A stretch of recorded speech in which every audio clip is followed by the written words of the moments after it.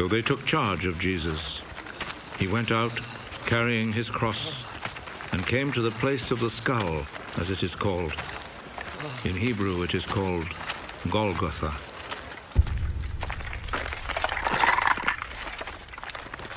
There they crucified him, and they also crucified 2 other men, one on each side, with Jesus between them.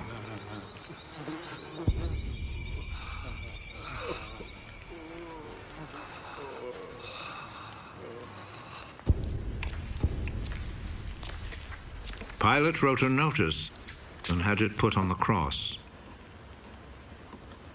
Jesus of Nazareth, the King of the Jews, is what he wrote.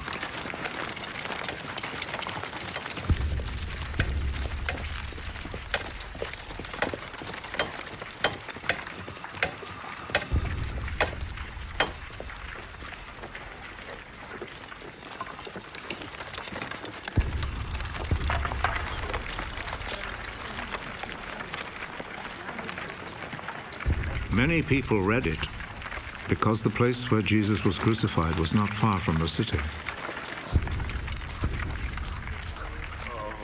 The notice was written in Hebrew, Latin, and Greek.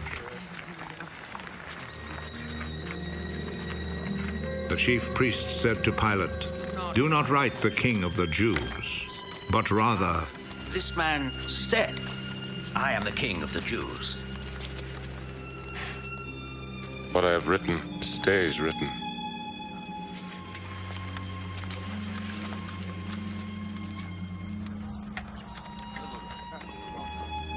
After the soldiers had crucified Jesus, they took his clothes and divided them into 4 parts, 1 part for each soldier. They also took the robe, which was made of 1 piece of woven cloth without any seams in it. The soldiers said to one another, "Let's not tear it. Let's throw dice to see who will get it." This happened in order to make the scripture come true. They divided my clothes among themselves and gambled for my robe. And this is what the soldiers did. Standing close to Jesus' cross were his mother's sister, Mary, the wife of Clopas, and Mary Magdalene. Jesus saw his mother and the disciple he loved standing there. "He is your son." Then he said to the disciple, "She is your mother." From that time, the disciple took her to live in his home. Jesus knew that by now everything had been completed.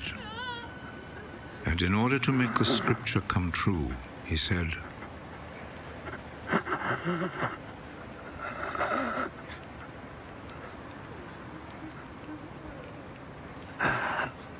"I am thirsty." A bowl was there, full of cheap wine. So a sponge was soaked in the wine, put on a stalk of hyssop, and lifted up to his lips.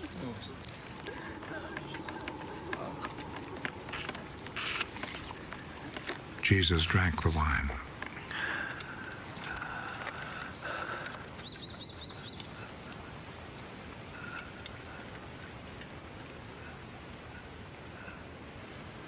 "It is finished."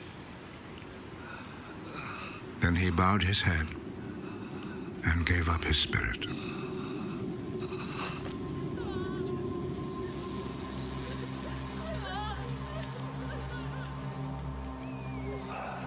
Then the Jewish authorities asked Pilate to allow them to break the legs of the men who had been crucified and to take the bodies down from the crosses.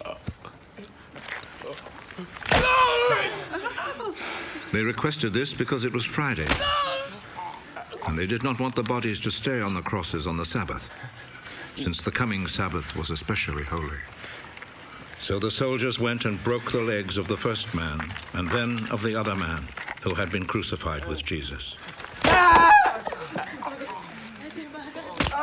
But when they came to Jesus, they saw that he was already dead, so they did not break his legs. One of the soldiers, however, plunged his spear into Jesus' side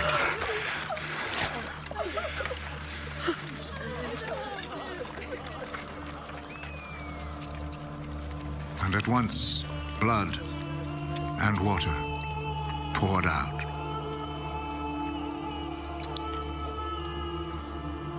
The one who saw this happen has spoken of it, so that you may also believe. What he said is true, and he knows that he speaks the truth. This was done to make the scripture come true.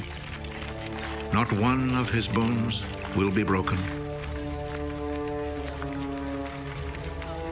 And there is another scripture that says, people will look at him whom they pierced.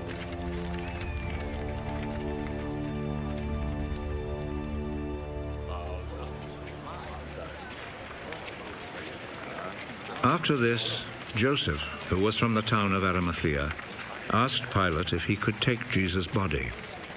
Joseph was a follower of Jesus, but in secret because he was afraid of the Jewish authorities.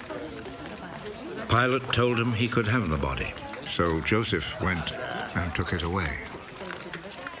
Nicodemus, who at first had gone to see Jesus at night, went with Joseph, taking with him about 100 pounds of spices, a mixture of myrrh and aloes.